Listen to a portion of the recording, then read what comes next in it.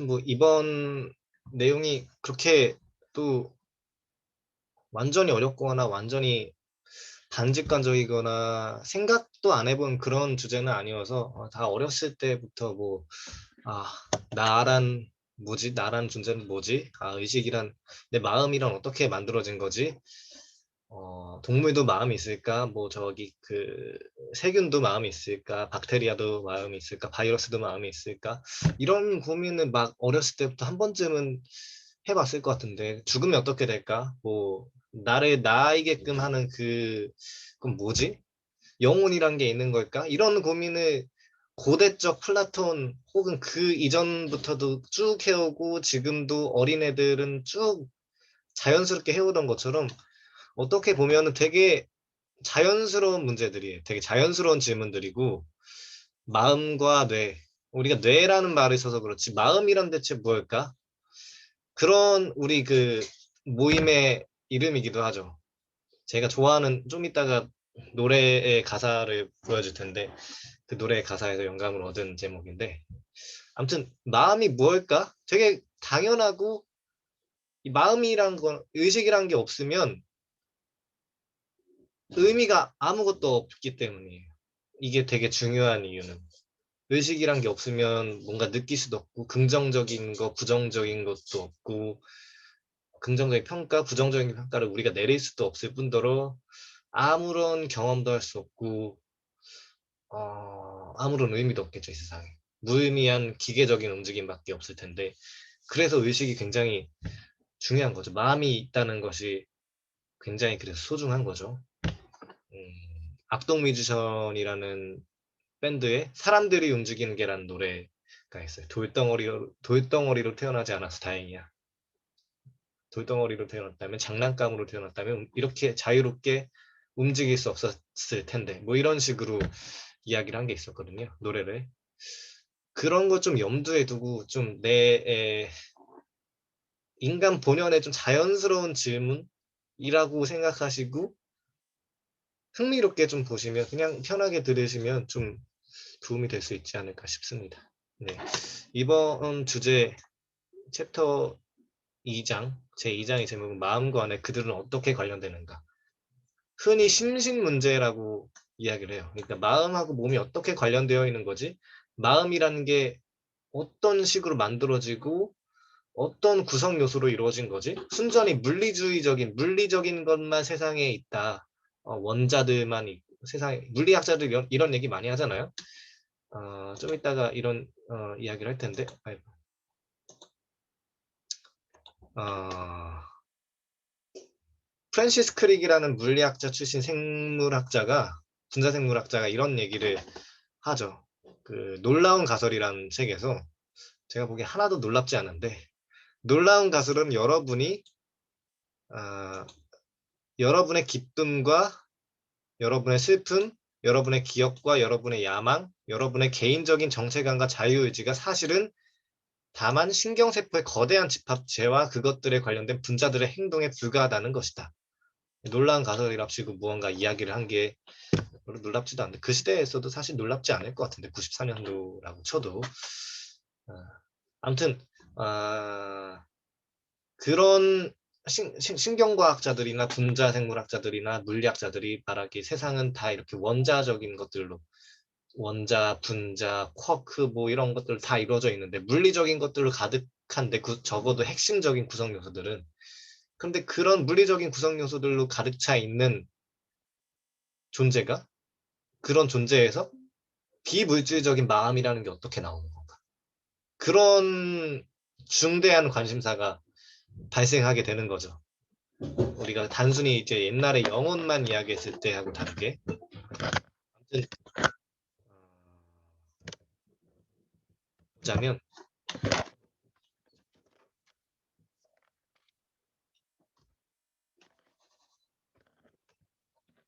잘안 움직이네.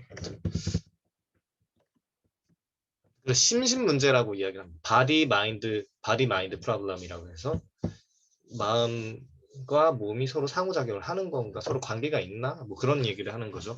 아주 아주 직관적인 당연한 우리가 또 현대 과학 시대를 살아가고 한다고 할 때 자연스럽게 제기될 만한 질문이라고 생각합니다. 그래서 신경세포는 신체의 다른 세포들과 대략 동일한 형태로 되어 있고 대략 동일한 종류의 대사 과정과 다른 과정들을 채택하고 있다. 그런데도 뇌는 모든 다른 기관들과 구별되는 특수하고도 신비로운 성질을 지니고 있다. 그것은 마음의 자리여서 어떻든 지금 현재 이 세계에서 우리들 자신이 되는 우리의 느낌을 만들어내고 있다. 이런 일, 물질이 어떻게 마음으로 되는가? 이런 일들, 물질이 어떻게 마음으로 되는지, 그 현상이 어떻게 벌어지는지 그거 이해해보는 게 심신 문제입니다. 마인드 바디 프로블럼이라고 하죠. 그래서 이런 문제가 지금 와서는 과학이 발달한 시대에 와서는 의식이 무엇인가? 우리가 이렇게 생생하게 느끼고 만지고 촉감을 느끼고 바라보고 어떤 생각을 하고 정동을 느끼고 감정을 느끼고 감정을 구성하고 만들어내고 그런 것들이 어떻게 가능한가에 대한 질문이 아주 간단하고 자연스러운 철학적 질문을 시작하는 거죠. 지금 와서 이제 과학과 많이 연결돼서 이야기를 하지만 인지과학이라는 굉장히 컴퓨터과학, 언어학, 신경과학, 생물학, 철학, 심리학 여러 가지의 분과 학문들이 합쳐져서 협업을 하고 협동 과정이 있는 그런 대학의 그 대학원 부서들도 많고 대학원 연구 과정들도 많고 그런 인지과학에서 이런 연구를 주로 합니다. 과학적인 방법으로 철학도 굉장히 많은 가설들을 제시해 왔고 유의미한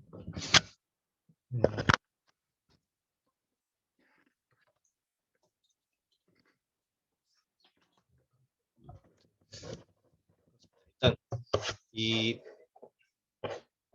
플랫팜 정션으로 가는 길이라는 제 친구가 예전에 좀 추천해준 노래인데 그 노래의 가사말 중 하나가 넌 내게 묻곤 했지 마음이 무엇일까 이런 노래가 있어요. 모르겠어 뭐 모르겠어 마음이 무엇일까 이러는데 계속 모르겠어 이런 아주 정감 가는 후렴구와 공감이 가는 그런 노랫말이 가득 찬 노래인데 아주 저는 되게 뭔가 위로가 필요할 때 좀 좋은 노래 혹은 마음 챙김에 있어서도 좋은 노래 명상할 때도 좋은 노래라는 생각이 드는데 바로 이 질문이에요. 마음이 뭘까? 우리가 쉬운 문제와 어려운 문제라고 그 소제목이 담겨 있는데 바로 일단 철학자 위에 테드 강연을 링크하기도 했던 철학자 데이빗 차머스라는 사람이 있어요. 그 사람이 말하길 심신 문제는 쉬운 문제와 이지 프로블럼과 어려운 문제로 나눈다. 쉬운 문제는 우리가 흔히 많은 과학자들이 관심을 가지는 문제죠. 아, 그래서 그러니까 마우스가 아무튼 많은 과학자들이 우리 메커니즘이 어떻게 돌아가고 기억이라는 게 어떻게 돌아가는 거고 기억의 감정이라는 게 어떤 메커니즘으로 돌아가는 거고 사고라는 게 어떤 메커니즘으로 돌아가는 거고 뭐 그런 것들 그런 메커니즘 아니 우리가 고통이라는 걸 어떻게 느끼는지 그 메커니즘 하우에 대한 것들을 많이 다루죠. 하우 어떻게 고통을 느낀다 어떤 메커니즘에 따라서 이렇게 여기를 건드리면 뭐 신경 말단을 통해서 아세틸콜린이 시냅스를 통해서 분출되고 또 다른 뉴런까지 전달이 된 다음에 쭉쭉쭉 뇌까지 갔다가 아무튼 뭐 그런 식으로 척수를 통해서 뇌까지 갔다가 쭉쭉쭉 이런 과정을 기술을 하는데 그런 거가 쉬운 문제예요. 그러니까 이게 말 그대로 이름이 당연히 막 쉬운 문제는 아니죠. 당연히 그러니까 단순히 쉬운 문제는 아니지만 아, 그렇다고 해서 이런 생리학적인 사건들만 안다고 해서 우리가 어떻게 마음을 만들어내는지 생리학적인 사건들이 그거를 설명해주지 않죠. 마음이 무엇일까? 그래서 우리가 도대체 무슨 질문을 하는 거냐면 여기 이 아저씨 철학자 데이비드 차머스라고 하는 철학자죠. 의식과학에 굉장한 주요한 많은 가설들을 좀 세워줬던 아주 주요한 아주 위대한 철학자 중 하나인데 그 사람이 테드 강연에서 말하길 지금 여러분의 머릿속에 영화가 상영되고 있습니다. 다중 채널에 가진 대단한 영화죠. 여러분이 지금 보고 들으시는 것은 3차원 시야와 입체 음향입니다. 이건 단지 시작일 뿐이에요. 영화는 냄새, 맛, 촉각도 있습니다. 영화는 여러분의 몸, 아픔, 배고픔, 성적 쾌감을 느낍니다. 우리가 지금 완전 4D 이상의 완전 생생한 영화를 즐기고 있다는 거죠. 우리가 지금 그거 영화라고 표현한 거예요. 그것은 감정, 분노와 행복을 느낍니다. 그것은 기억을 가지고 있는데 어릴 적 장면이 여러분 앞에 펼쳐집니다. 갑자기 불현듯 어릴 때 생각이 나고 옛날 생각도 나고 그러죠. 가끔씩 우리가 현재에만 집중하고 있는 거야 아니라 가끔씩 막 기억도 막 뒤죽박죽 생각이 나고 특히 꿈을 꿀 때면 더욱더 뒤죽박죽이죠. 그리고 의식적인 생각의 흐름 속에는 끊임없는 해설이 함께 들려오죠. 그래서 혼잣말도 하고 이러면 안 되는데 지금 어떻게 해야 되는데 지금 내 계획은 어떻지 뭐 이런 생각을 계속 끊임없는 의식의 흐름 속에서 계속 해설하고 있는 거죠. 이것들이 제 몸 안에서 몸이라고 해야 될까? 이 나라는 존재 안에서 자아에서 다 이루어져 있는 거죠. 굉장히 놀라운 그러니까 이게 어떻게 일어나는가? 어떤 그 칼럼에서도 영문 칼럼에서 제가 봤었던 Why is there consciousness rather than nothing? 그러니까 왜 nothing이기보다는 왜 아무것도 없기보다는 의식하게 되는가 우리가 의식이라는 게 있게 되는가? 그러니까 그것도 물질적인 세상에서. 그러니까 why are we here? 우리는 왜 여기에 있고 and why are we the way we are? 어떤 방식으로 우리가 있는 거고 아무튼 지금 A strike you as the source of 아무튼 그 우리가 왜 아무것도 느끼지 않기보단 아무것도 없기보다는 왜 의식이 있게 되는가? 의식이 이렇게 엄청난 다차원 영화와 입체 음향 그리고 여러 가지 내레이션들이 내 머릿속에서 들려지고 그런 입체 영화들이 어떻게 가능하게 되는가? 아무것도 안 느끼는 기계로 있기보다는 의식이 대체 무슨 쓸모가 있길래 혹은 의식이라는 게 뭔데 무슨 구성 요소로 이루어져 있길래 그런 거에 대해서 다루는 게 어려운 문제예요. 어려운 문제. 쉬운 문제와 어려운 문제로 구분하는 거죠. 그러니까 적어도 나 자신에 대해서는 다른 사람은 모르겠어. 적어도 내 자신이 그런 생생한 영화를 나만의 내면의 영화를 가지고 있다는 거는 정말 직관적으로 확실하게 알 수 있죠. 여기서 차머스의 질문이 나옵니다. 왜 뇌에서 일어난 물리적인 처리 과정, 뉴런이 껐다 켜지고 전기적인 신호가 왔다 갔다 하는 그 과정 속에서 의식이 왜 동반되어야 할까요? 이런 내면의 주관적인 영화가 왜 있어야 할까요?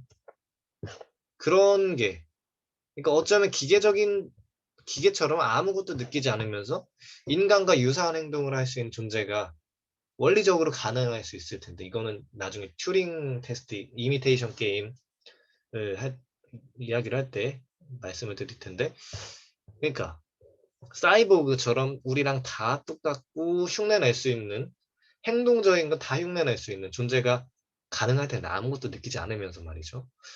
그러니까 왜 우리가 이렇게 어떨 때는 이렇게 의식이 있기 때문에 고생도 하고 우울증도 느끼고 불안을 느끼고 누군가를 그리워하고 그리고 옛날을 그리워하고 옛날이요 이러면서 그러면서 동시에 긍정적인 것도 있죠. 오늘 맛있는 거 먹어서 기분 좋아. 친구들과 좋은 경험을 좋은 관계 시간을 맺어서 기분이 너무 좋아. 이런 긍정적인 것도 느껴지고 부정적인 것도 느껴지고 그런 것들이 어떻게 가능하고 그리고 왜 존재하는지 그런 것들이 너무너무 궁금하다는 거죠. 옛날부터도 사실 또 그냥 당연히 사람이 살다 보면 당연히 한 번쯤은 들만한 질문이죠. 영혼이라는 게 있어서 그런 거지. 종교적인 관점에서 봤을 때 영혼이라는 게 정말 있어서 그런 거지. 아니 뭔가 과학적으로 설명할 수 있는 건지. 지금 굉장히 많은 것들이 많은 후보군들이 나와 있는데 그 중에서 뭐 어떤 것들이 있는지, 그리고 그 중에서 우리가 뇌와 내부 세계라는 책을 통해서 그런 것들을 한번 좀 생각해 보자. 이런 동기로 좀 그 책을 좀 보셔도 재미날 것 같습니다. 이 마크 손즈라는 저자도 대가도 굉장히 나름 대가인데 나름 생각해 볼 만한 이쪽으로 좀 흥미가 있어 하는 것 같더라고요. 어려운 문제에 대해서 좀 생각해 보시면 좋을 것 같아요. 철학자 존썰 저번 시간에도 봤었죠. 존썰 할아버지. 되게 말하시는 이렇게 말씀하실 때마다 숨이 헐떡헐떡거려가지고 되게 좀 건강이 걱정되는데, 그 철학자 지금도 살아 계시는 걸로 아는데 그 대가 선생님도 질문을 하죠. 차머스랑 비슷하게 뇌는 어떻게 전기화학에서 감정으로 가는 난관에 넘어가는가. 95년도쯤에 논문에서 하셨던 질문이죠. 그러니까 다 이렇게 다 메커니즘 다 설명한다고 해도 고통을 느끼고 고통을 느끼는 그 뇌까지의 정보가 흐르는 과정을 다 설명을 해도 그런 게 주관적인 느낌이라는 게 왜 생겨나는 건데, 이게 하드 프로블럼이라는 거죠. 어려운 문제죠. 과학자들 그렇게 아직 그때 한 2000년대 초반까지만 별 관심이 없던 과학자들도 많고 지금도 별로 지금도 그렇게까지 관심이 있는 사람이 막 엄청나게 많지는 않지만 옛날보다는 좀 활발한 상태라고 알고 있습니다. 안토니오 다마지오라거나 에델만이라거나 굉장히 많은 통찰을 주는 의식 과학자들이 많은데 나중에 기회가 되면 살펴볼 수 있으면 좋을 것 같고, 그래서 어려운 문제라는 게 있다라는 건 알겠어요. 그래서 마음이라는 게 어떻게, 그래서 어려운 문제를 한번 탐구해 보자. 그러면 마음이라는 것이 어떻게 구성되어 있는지 조금 유형을 탐구해보는, 철학적인 관점의 유형을 탐구해보는 그런 걸 좀 생각해보면 될 것 같아요. 그러니까 여러 가지 유형으로 나눠져 있는데 유물론과 관념론 이렇게 이분법적으로 나눌 수 있어요. 그러니까 유물론은 온 세상 다 물리적인 존재들이 가장 기초적인 존재론이다. 가장 기초적인 존재다. 세상의 물리적인 것으로부터 관념이나 마음, 의식, 의미 이런 것들이 다 나왔다. 이런 거고, 관념론은 헤겔 같은 철학자들이 많이 주장을 하죠. 그러니까 물리적인 거 사실 그거 기본적인 거 아니야. 사실 우리의 관념이 만들어낸 수용된 그런 것이 관념이야. 뭐 이런, 지금 생각해 보면 조금 극단적으로 느껴질 수도 있는 정말 극단적인 유물론도 있겠지만 관념론도 얼핏 좀 받아들여지지 않는 그런 내용이죠. 완전히 극단적인 관념론은. 그리고 또 유물론적 이론론. 유물론인데 이론론이에요. 유물론인데 그러니까 관념론적인 이론론이 있을 수 있겠죠. 그러니까 세상엔 관념밖에 없어. 뭐 이런 식으로 하는 사람들이 있겠지만 유물론적 이론론은 그러니까 유물론, 물질밖에 없어. 이런 식으로 이야기를 하는 사람이 있고, 이원론이더라도 일단 이원론은 또 세상에 물질도 있고 여러 가지 이원론이 있을 수 있어요. 실체적으로 물질이라는 실체가 있고 그 영혼, 마음이라는 실체가 있고 그런 게 있을 수 있다라고 이야기를 하는데, 아니 마음이라는 건 실체로 떠다닐 수 없어. 반드시 육체 안에 깃들어 있어야 돼. 육체 없는 마음은 없어. 이런 식으로 육화되지 않은 마음은 없어. 이렇게 주장하면서도 속성적으로 그래도 물리적인 속성하고 심리적인 속성은 다르지 이런 식으로 속성적인 이원론을 주장하는 사람도 있고 뭐 이렇게까지 좀 깊게 뭐 생각하지 않으셔도 되지만 아무튼 유물론적 이론론은 아까도 이야기했지만 세상에 물질밖에 없어. 사실 그것들은 다 물리적으로 환원되는 거야. 이런 식으로 이야기를 하는 사람이 환원주의죠. 유물론적 이론론은 거의 대부분 환원주의라고 실현적으로 환원주의라고 생각해도 무방할 것 같고 이원론은 상호작용주의 아까도 말했다시피 심리적인 물리적인 속성이 있고 심리적인 속성이 있어. 내 안에 정말 어떻게 보면 상식적이기도 하죠. 내가 화가 나. 그러면 막 혈압도 올라가죠. 그리고 혈압이 떨어지면 또 화가 떨어지는 것 같기도 하고 뭐 그런 뭔가 물리적인 것과 우리 생리적인 것과 그 심리적인 게 상호작용이 되지 않나. 당연한 어떻게 보면 직관적인 생각일 수도 있는데 그러면 또 정말 물리적인 것밖에 없는 세상에서 물리적인 세상에서 그러니까 물리적인 세상이나 그 물리적인 몸을 어떻게 마음이라는 게 개입해서 그걸 작동하느냐 거기에 대해서 어떻게 설명을 하지? 그런 난점이 있어요.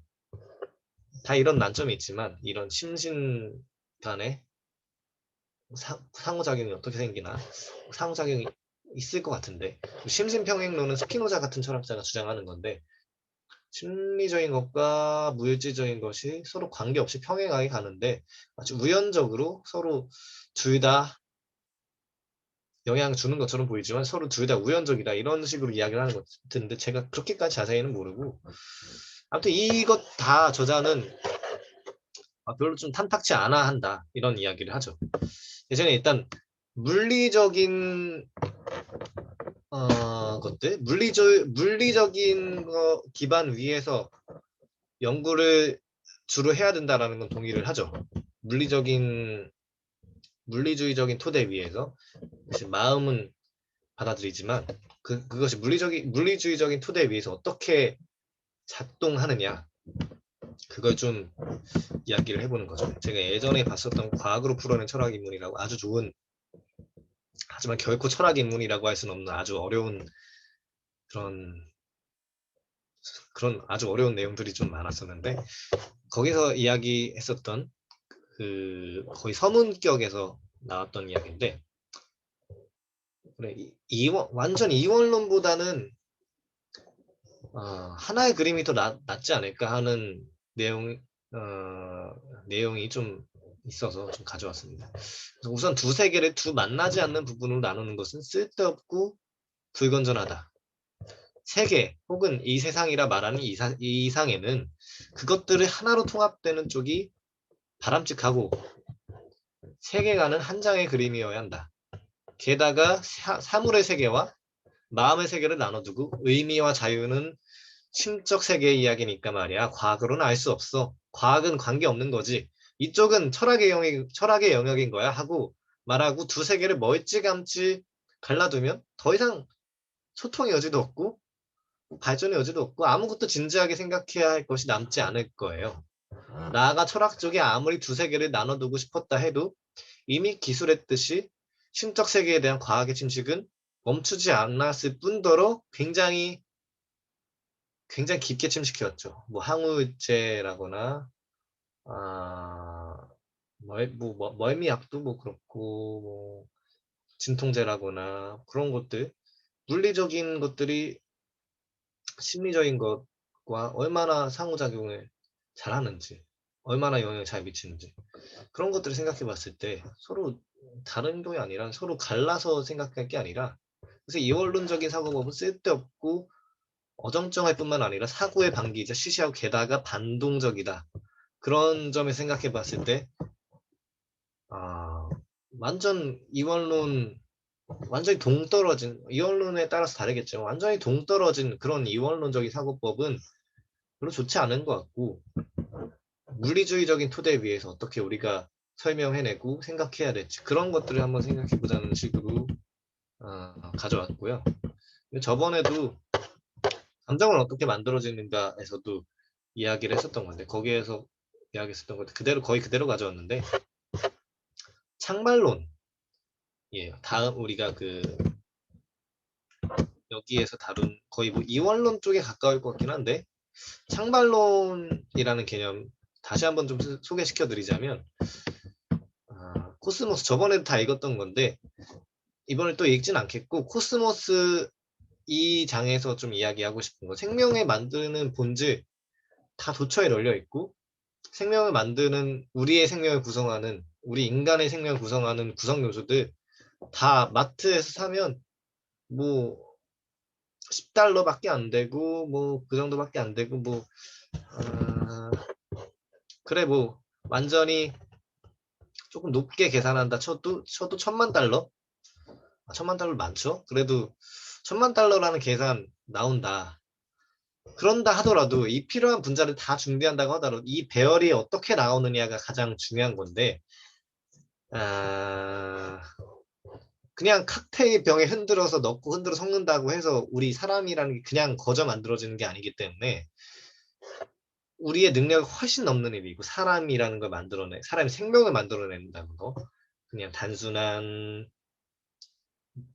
물질들의 배열 속에서 생명이라는 걸 만들어내는 거 그리고 생명들의 배열 속에서 유전자 배열 속에서 마음이라는 게 어떻게 만들어지는지 그 마음이라는 걸 구성 요소들 속에서 또 고등한 의식이라는 건 어떻게 만들어지는지 개념이랑 어떻게 만들어지는 건지 그런 거 하나하나가 굉장히 그 환원 불가능한 요소들이 차곡차곡 창발된다, 발생한다라는 거, 솟아오른다는 거죠. 물리적인 것들만 가득했는데 거기에 생명이라는 게 어떻게 탄생해서 솟아오르는지 뭐 그런 것들이 창발론이에요. 아주 간단하게 이야기하자면 한번 읽어보겠습니다. 마음을 구성하는 핵심 체계들은 복잡한 방식으로 상호작용하며 이때 전체를 관장하는 핵심 매니저나 주방장 같은 것은 따로 없다. 그러나 이런 체계들의 기계의 분해된 부품처럼 또는 이른바 감정 모듈이나 기관처럼 서로 독립된 것으로 이해하면 안 된다. 이것들의 상호작용을 통해 부품 자체에는 없던 새로운 속성이 생겨나기 때문이다. 만약 밀가루, 물, 이스트, 소금을 사용해 빵을 구우면 이 성분들 사이에서 복잡한 상호작용이 일어나 새로운 산물이 출현한다. 빵에는 성분들 자체에는 없던 딱딱함과 질김 같은 창발적 속성이 있다. 물 분자 하나에 축축함이라는 속성이 나오지 않듯이 수소 원자 H2O잖아요. 물이 H2O인데 H2O 이렇게 되어 있는데 수소 원자 두 개와 산소 원자 하나 이렇게 결합을 해서 이루어져 있는 형태인데 그러니까 수소 원자 두 개, 산소 원자 하나 여기서 물이라는 속성이 나오진 않거든요. 이게 결합해야만 물이라는 게 나오는 건데 김밥도 다 동떨어져 있을 때 단무지, 김, 밥, 햄, 오이 뭐 이런 것들이 다 흩어져 있을 때 이거 김밥 아니잖아요. 근데 이게 모여서 이렇게 이러저러한 배열이 있어야만 김밥이나 속성이 솟아오르는 건데 환원 불가능한 그런 게 어떻게 만들어지는지 그런 걸 창발론이라고 이야기를 합니다. 이런 창발적 속성은 단순한 구성 요소들만으로는 환원 불가능하다. 이와 관련해서는 창발론에 대해서 간단히 알아볼 필요가 있다. 아주 쉬우면서 적당한 예시. 흑연과 다이아몬드의 비교를 할 수가 있겠는데 흑연과 다이아몬드 모두 둘 다 탄소로 구성되어 있는 동소체입니다. 그러니까 하나는 흑연이고 다이아몬드지만 서로 같은 구성 성분을 가지고 있다는 거죠. 둘 다 탄소로 똑같이 이루어져 있는데 뭐가 다르냐? 구성 성분이 똑같이 탄소지만 탄소의 원자 배열이 다르기 때문이죠. 뭐 하나는 C60이고 C100인가 하나는 뭐 그런 식으로 이루어져 있는 것 같은데 서로 다른 원자 배열은 서로 다른 구조를 낳고 서로 다른 구조는 서로 다른 속성을 창발시킨 겁니다. 그래서 흑연과 다이아몬드 각각에는 탄소라는 구성 성분 자체는 없던 환원 불가능한 창발적 속성이 나타났다고 할 수 있는 거죠. 그래서 이와 마찬가지로 정신적인 현상들도 그렇지 않느냐라고 하는 게 창발론인 겁니다. 그래서 인간 역시, 그러니까 인간 뇌의 뉴런들이 특별한 방식으로 연결되거나 활성화될 때 우리 의식이 튀어나오는 거 아니겠느냐, 이런 이야기를 하는 거죠. 따라서 흑연이나 다가 빠졌네. 다이아몬드가 구성 요소 원자들의 구조의 더 높은 수준인 것과 똑같이 마음은 뉴런들의 구조의 더 높은 환원 불가능한 수준의 요소, 그런 속성으로 간주될 수 있는 거죠. 근데 이게 뭐 우리가 감정은 어떻게 만들어지는가의 주요한 관점 중 하나이기도 하지만, 그러니까 이게 좋은 관점일 수도 있죠. 뭐 어떤 관점이든지 다 장단점이 있고 완전히 다 풀린 철학적 관점은 없는데, 이게 다 퍼펙트고 뭐 다 해결할 수 있다, 그런 관점이 있다고 한다면 거의 뭐 100% 의심해봐야 합니다. 이건 거의 뭐 사이비거나 거의 뭐 도를 아시니까 뭐 이런 수준의 것이라고 의심해봐도 거의 뭐 틀림없을 텐데, 아직까지 그렇게 다 퍼즐 해결된 철학적 관점은 없고, 이 창발론의 문제점은 그 실제로 심신관계를 설명하는 거냐, 이런 질문이 제기된다는 거죠. 그러니까 그게 다만, 그러니까 그러니까 수소와 산소로부터 물로 넘어가는 그 난관이 어떻게 생겨나는 건데, 그러니까 그 과정이 어떻게, 왜 그러는 건데, 그러니까 뉴런이 이러저러하게 생기면 의식이 왜 생겨나는 건데? 라고 물었을 때 그렇게 막 시원하고 통쾌한 그런 답변을 하기가 힘들다는 거죠. 그러니까 뉴런이 물이 뭐 이렇게 생겨서 수소와 산소가 이렇게 조합되면 물이 된다. 여러 가지 화학이나 뭐 물리학의 연구를 통해서 여러 가지 뭔가 그 이유가 조금 더 근본적인 원인들이 설명이 되는데, 의식이 도대체 뉴런들이 이러저러하게 연결돼서 딱 합쳐지면 의식이 왜 만들어지는 건데? 그런 질문이 생긴다는 거죠. 아무튼 그렇습니다. 일단 그 유물론 뭐 이러저러한 관점이 있어요. 창발론까지. 저자의 관점은 양면적 이론론이라고 하는데, 이원론보다는 이론론이지만 양면적으로 생각해 보자는 거죠. 아무튼 좀 이따가 이야기를 할 텐데, 그러니까 지식의 한계가 있다는 거예요. 그 우리 윤석 선생님께서 저번에도 이야기를 하셨고, 그 감정은 어떻게 만들어지는가에서도 이야기했고, 제가 톡방에서도 공유했었던 이야기이긴 하지만, 우리 인간이라는 게 인간 과학이라는 게 분명 한계가 있고, 과학이 알지 못한 다른 한계라거나 그런 지식이 있을 수도 있겠다, 그런 말씀을 하셨거든요. 저도 뭐 많이 동의를 하고, 많은 그 미지의 세계가 있다는 거 충분히 동의를 하기 때문에, 그래서 지식의 한계라는 게 있는데, 그러니까 그런 경험적인 여기서 얘기하는 건 경험적인 차원에서 지식의 한계를 이야기하기보다는 과학을 연구할 때 이러저러한 책을 참고할 수 있겠고, 그러니까 우리가 과학자들이 이거 많이 싫어하는 이야기 중 하나, 특히 물리학자인 제 친구들, 물리학과 대학원 다니는 친구들이 많이 싫어하는 이야기 중 한데, 우리가 그것을 받아들이는 일이 아무리 싫을지라도 과학자들이 심지어 과학자들이 작업할 수 있는 검증 가능한 가설들은 그 자체로 검증할 수 없는 더욱 광범위한 명제들 속에 깊이 새겨져 있다. 이처럼 더욱 광범위한 명제들이 세계관을 규정하고 있는데 그 속에서 과학자가 작업하고 있다. 그리고 세계관은 증명되지 않는다. 과학은 특별한 세계관 속에서 던져질 수 있는 질문들에 답하는 것으로 제한되어 있다. 즉 그것은 세계관 그 자체를 검증할 수 없다. 이 질문할 때 제가 많이 드는 사례 중 하나인데, 이런 논의를 할 때, 지구가, 뉴턴은 사과가 떨어지는 걸 보고 만유 인력을 발견한 사람이죠. 이건 뭐 장애에게 자연철학강이라는 책에서 보고, 그리고 또 거기 세미나를 했었을 때 했을 때 들었었던 이야기인데 거의 비슷한 시기에 뉴턴은 사과가 떨어지는 걸 보고 저거 사과가 떨어지는 거 뭔가 중력, 만유인력? 물론 그거 한순간을 보고 얘기한 건 아니고 뭔가 그 대표적인 일화겠지만 만유인력이겠구나라고 해석을 한 거고 한쪽에서 우리나라 특히 조선시대 때 여헌 장영광이라는 사람은 와 지구는 왜 떨어지지 않을까 이런 고민을 했었던 사람인 거죠. 이런 고민을 했었다고 하죠. 그러니까 한쪽은 지구가 떨어지는 게 당연하지 않은데 아, 사과가 떨어지는 게 뭔가 질문거리인 거야. 이쪽은 어, 사과가 떨어지는 건 당연한데 지구가 떨어지지 않는 거에 대해서 질문을 던진 거죠.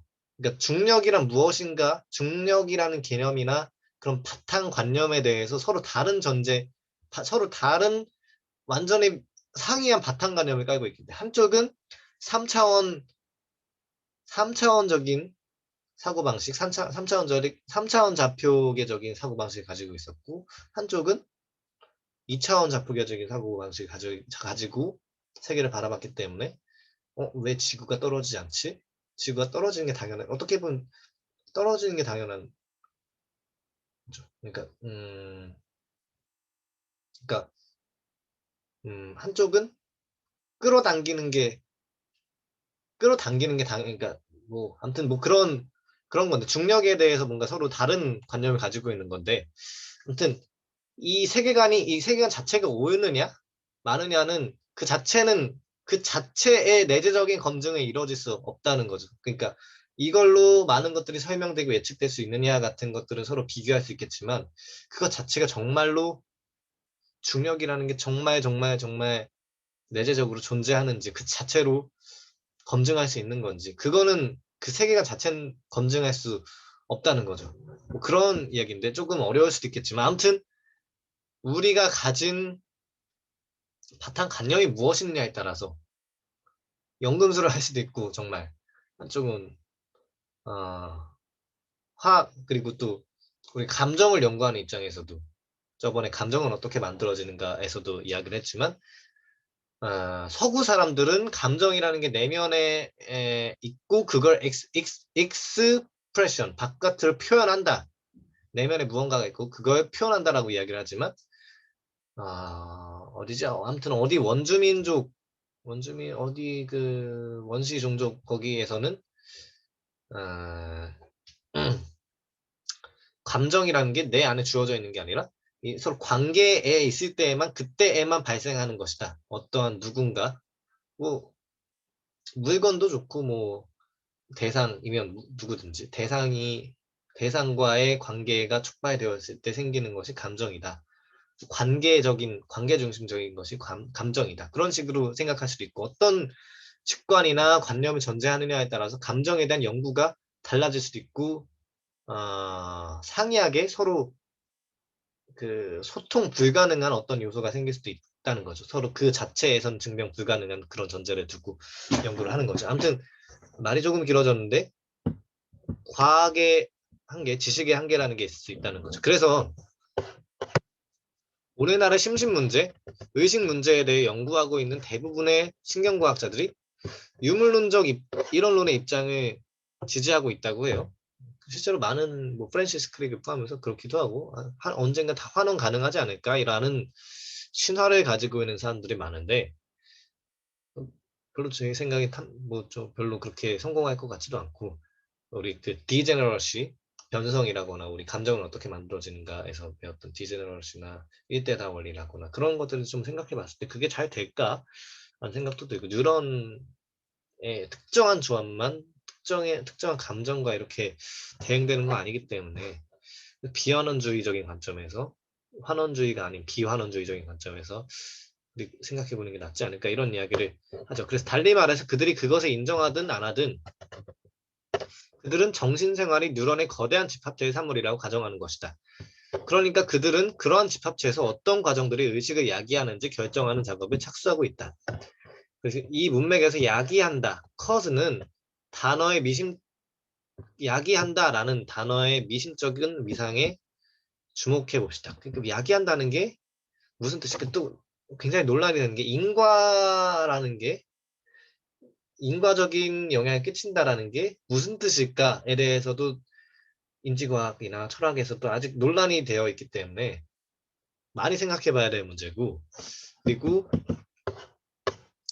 비록 어떤 신경세포의 과정들의 특별한 부분 집합이나 의식적인 경험, 그러니까 어떤 생리적 상태나 의식적인 경험, 이것들이 서로 뭔가 연관되어 있는 것 같은데 실험적으로 막 증명한다 치더라도 이거 인과적인 것까지 아니고 좀 유의미한 상관관계가 있다고 할 뿐이지 인과적이라고 할 수 있을까? 이런 문제 제기도 할 수 있고, 그래서 야기한다라는 그런 가정이라거나 여러 가지 생각들이 어려운 문제가 과학에 제기하고 있는 바로 그 문제들.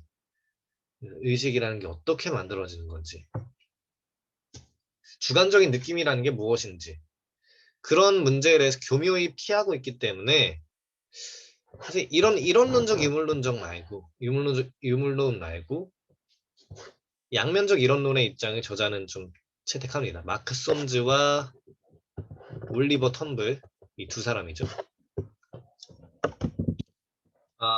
우리가 그 아까 어떤 세계관을 온전히 다 벗어나서 이데올로기를 다 벗어나서 우리가 가진 개념을 다 벗어나서 직관 뭐 그런 개념 무매개적으로 우리가 어떤 진리에 도달할 수 있다라는 생각은 허상에 불과한 거죠. 그런 생각은 정말 굉장히 신비주의적인 생각이라고 가깝게 생각할 수 있겠는데, 우리가 다 통달해서 개념을 다 초월해서 뭔가 직접 뭔가 지식을 얻을 수 있겠다라는 생각은 굉장히 허상에 불과한데, 거기에는 잘 이야기하는 비유가 있어서 좀 잠깐 읽어드리려고요. 노이라트의 배라고 하는 비유가 있어요.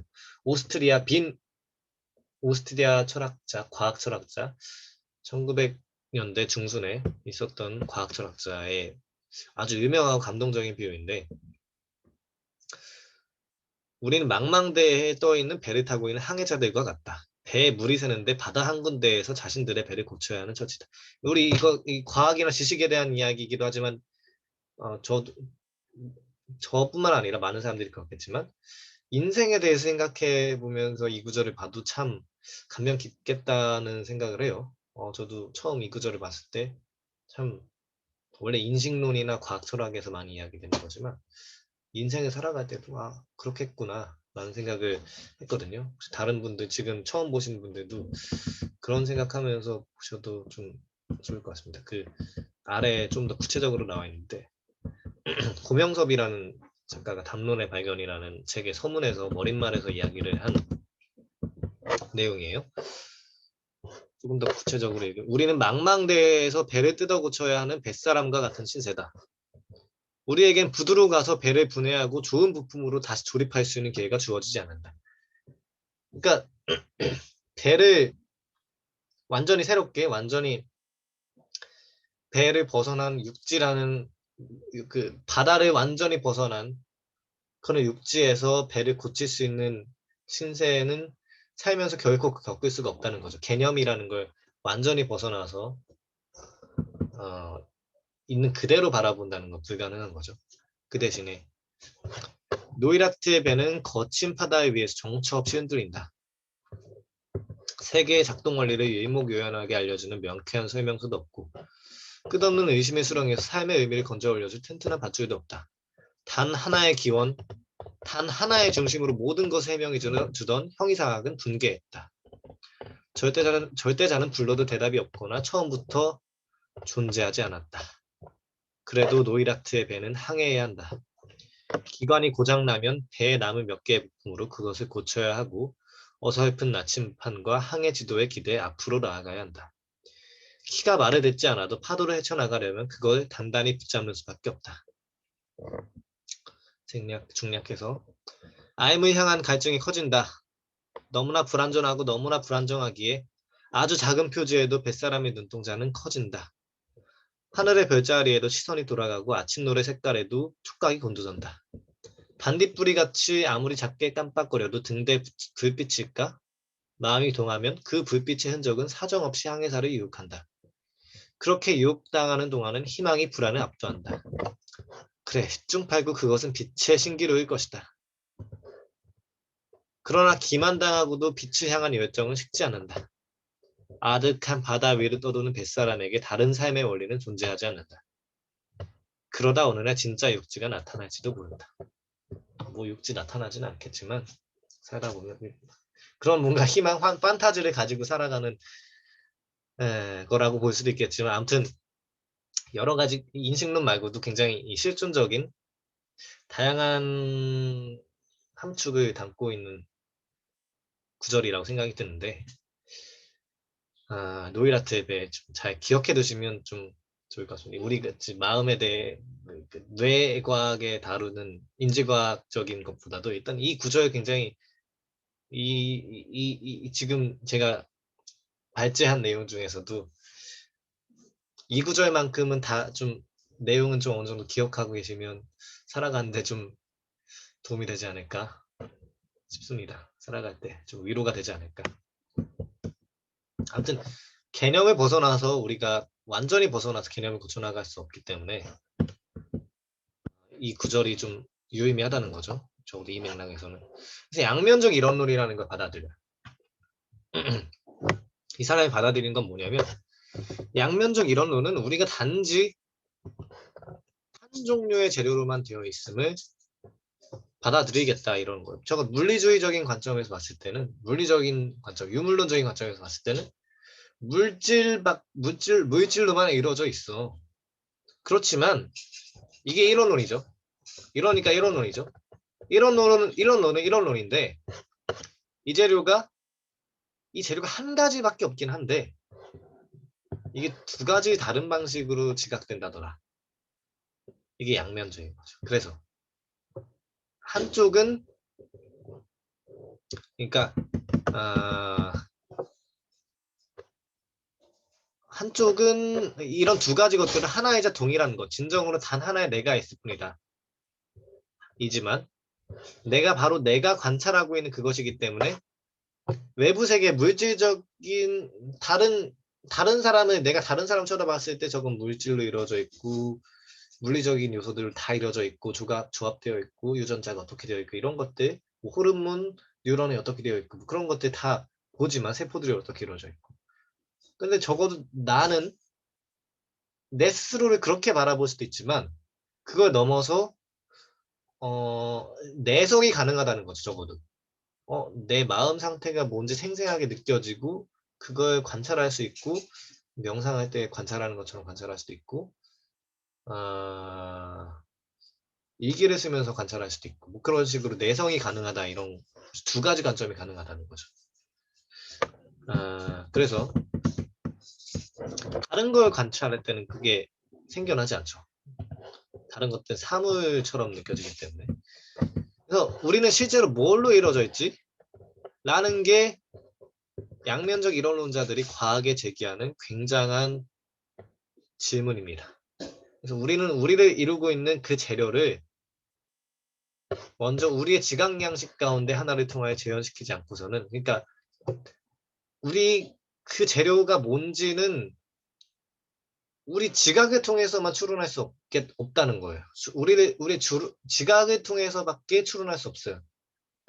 지각을 넘어서 우리의 개념을 넘어서 노이라트에 비유해서 나오는 것처럼 어디 육지에 내려서 어디 멀거니 그냥 관조하듯이 나를 다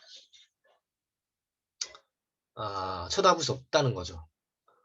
어떤 개념을 통해서밖에 바라볼 수 없는 건데 그래서 그러니까 문자 그대로 우리 지각을 하지 않고는 결코 그 사물을 당연히 문자 그대로 지각할 수가 없을 텐데 그래서 결코 인위적인 심신이분법을 피할 수가 없겠다는 거죠. 그러니까 언어적인 한계, 개념적인 한계가 있을지라도 안타깝다고 해야 될까? 불가피하다고 해야 될까?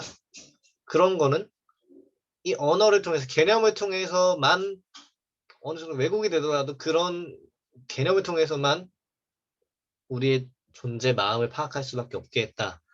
이러는 거죠. 심신의 관계를, 마음과 몸의 관계를. 그래서 우리는 결코 우리 감각들의 한계를 초월할 수 없기 때문에 근본적인 심신 재료를 직접적으로는 전혀 직접성이 신하죠. 무매개적으로 무언가를 얻을 수 없어요. 매개를 통하지 않고서, 개념의 매개를 통하지 않고서는.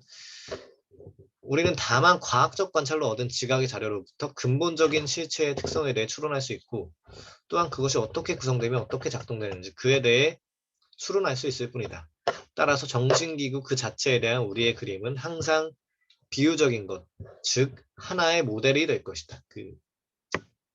여기서는 뭐 그렇게 중요하진 않죠. 은유라는 것이 얼마나 중요한지 체화된 인지 이론이라거나 조지 레이코프라거나 마크 존슨이라거나 그런 체화된 인지 이론주의자들, 육화된 몸, 은유로서의 몸, 그런 게 얼마나 중요한지, 삶으로서의 은유, 뭐 그런 것이 얼마나 우리의 그 마음을 구성할 때 얼마나 중요한지, 은유가 굉장히 요즘 들어 갈수록 굉장히 핫해지는데, 은유의 중요성에 대해서 생각해 보셔도 좋을 것 같아요. 그래서 우리가 정신기구의 자체에 대해서 가진 그림은 은유적인 그 모델이 될 수밖에 없다. 하나의 모델이 될 수밖에 없다라는 주장을 하는 거죠.